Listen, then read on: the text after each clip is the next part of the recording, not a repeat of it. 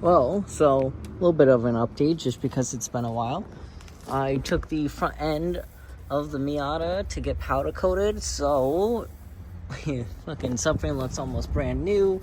I got freshly powder coated control arms, upper and lower. I had them powder coat my brake calipers even, which came out phenomenal. I'll take these home and I'll rebuild them myself. And yeah, I think that's it. I'm dropping these off right now, and then I have to go pick up the engine from a builder because I'm switching builders since my first one took over 3 months just to even look at it, and he didn't even fully look at it. He opened it and told me I spun 2 rod bearings, and that was it. I was like, okay, what about, like the main bearings and all that? And he's like, oh, I don't know, I haven't turned the engine yet. I'm like, dude. He's like, yeah, and I opened it like 3 weeks ago. I'm like, dude. So, I got in contact with Stefan from Nap Motorsports, I believe that's how it's pronounced, or I have to ask him how it's pronounced. I feel so bad for mispronouncing his name. But got a new engine builder, a little bit higher than my initial budget allowed for, but is what it is.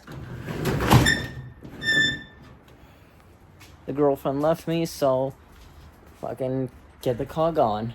And just as an update on the car, this is the Miata's current state.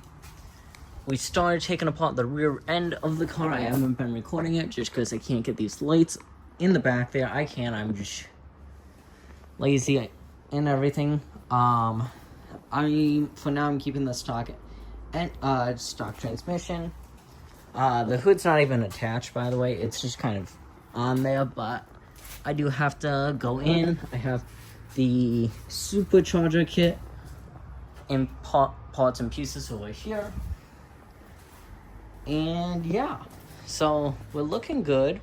The timeline to finish the Miata is honestly just financially strained. Honestly